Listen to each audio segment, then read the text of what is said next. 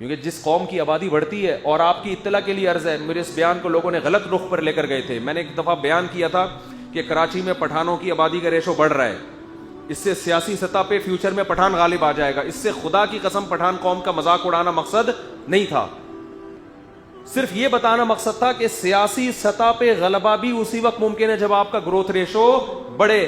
اور یہ رپورٹ ہے، یہ ایسے ہی آدمیوں کی رپورٹ نہیں کہ کچھ چلتے پھرتے، اوتھینٹک رپورٹ ہے کہ 2030 میں کراچی کی آبادی میں پشتو بولنے والے اکثریت میں ہوں گے، کیونکہ مہاجروں کی 2 بچوں سے ریشو گھٹ رہا ہے اور ہمارے جو پشتو اسپیکنگ بھائی ہیں ان کا ریشو بڑھ رہا ہے. مجھے اس پہ کوئی ٹینشن نہیں، مجھے خوشی ہے، کوئی ٹینشن نہیں ہے. اس کو کہیں آپ عصبیت لسانیت پہ نہ لے کے جائیں، لیکن یہ گراؤنڈ ریئلٹی ہے کہ اگر آپ سیاسی سطح پہ برتری چاہتے ہو، آپ کو اولاد زیادہ پیدا کرنی پڑے گی. آپ روڈ بلاک کر کے اور نعرے بازی سے یہ کام نہیں ہوتا. جس قوم کی آبادی بڑھتی ہے، جہاں جمہوری نظام ہوگا سیاسی لحاظ سے وہ غالب آتی ہے. تو یہ پٹھان قوم کو کریڈٹ جاتا ہے، اچھی بات ہے یہ،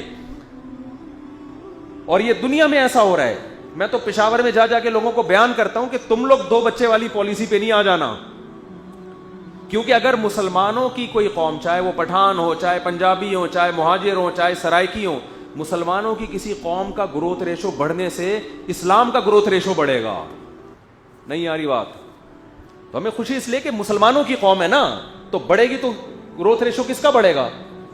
میں برما میں گیا، میں نے وہاں لوگوں سے ایک بیان کیا. میں نے کہا یہاں روہنگیان میں بڑا ظلم ہو رہا تھا نا، تو میں نے وہاں لوگوں سے کہا، میں نے کہا مجھے ایک بات بتاؤ، یہاں مسلمان کتنے فیصد ہیں؟ انہوں نے کہا 20% ہیں یا 15% ہیں، صحیح رپورٹ اللہ ہی جانے. ظاہر ہے گورنمنٹ پوری صحیح رپورٹیں پیش بھی نہیں کرتی. میں نے کہا میرے وہاں بڑی بات یہ تھی کہ سب لوگ نمازی، جتنے مسلمان، مسجدیں بھری ہوئی ہوتی تھیں. میں نے ان لوگوں سے کہا، میں نے کہا دیکھو تم جو یہاں 20% ہو، کیا یہ کنورٹڈ ہو، غیر مسلم سے اسلام قبول کیا تم لوگوں نے؟ انہوں نے کہا نہیں بھائی، غیر مسلم سے اسلام قبول کرنے والے تو 2-4 ہوں گے، زیادہ تر تو وہ جو بائی بورن مسلم ہیں. میں نے کہا تمہارے ماں باپ نے بر وقت نکاح بھی کیے، اولادیں بھی ہوئیں، باپ دادا دنیا سے چلے گئے، آج لاکھوں کی آبادی مسلمانوں کی برما میں الحمدللہ موجود ہے. اگر تمہارے باپ دادے نکاح چھوڑتے تھے، اولادیں پیدا کرنا چھوڑ دیتے اور تبلیغ کو فوکس کرتے کہ ہم غیر مسلموں کو مسلمان بنائیں گے، تو کیا آج اتنی مسجد بھری ہوئی ہوتی؟ بھائی آپ تبلیغ سے کتنے غیر مسلموں کو مسلمان بنا لو گے. تو اسلام جو آج دنیا میں زندہ ہے، مسلمانوں کے گروتھ ریشو کا اس میں سب سے زیادہ دخل ہے، تبلیغ کا اتنا دخل نہیں ہے. میں مسلمان ہوں، میرا باپ مسلمان تھا، میرا دادا مسلمان تھا، میری ماں مسلمان تھی، میری نانی مسلمان تھی، اس لیے میں مسلمان ہوں. انہوں نے نسل نہیں روکی، روکتے تو یہ اسلام کیا ہو جاتا، سمٹ جاتا. یورپ کے بہت سارے کنٹریز میں ان کی اپنے ماہرین کہہ رہے ہیں 2050 میں بغیر تبلیغ کے بھی اسلام دنیا کا سب سے بڑا مذہب ہوگا انشاءاللہ. اور یہ حقیقت رپورٹ ہے، یہ میری نہیں، ان کی رپورٹیں ہیں کہ اگر مسلمان تبلیغ کرنا چھوڑ دیں، غیر مسلموں کو مسلمان بنانا چھوڑ دیں، رائے ون کے اجتماعات پہ پابندی لگ جائے، تو بھی انہوں نے کہا کسی کا باپ بھی اسلام کو روک نہیں سکتا دنیا کا سب سے بڑا مذہب بننے سے. اس لیے کہ یورپ میں مسلمان کے 4, 6, 8, 10 بچے ہو رہے ہیں اور گورے کا بمشکل ایک تو ہو دیر سے رائے 40-45 سال میں جا کے ہوتا ہے، پھر کنفیوز ہے. یہ بہرحال آپ کا ہے، مان لیا ہم نے. پھر وہ بچہ آگے پتہ نہیں کب جا کے شادی کرے گا نہیں کرے گا. وہ تو انہوں نے اللیگل بچوں کو بھی لیگل قرار دے دیا، ورنہ تو نسلیں گئی تھی ان کی.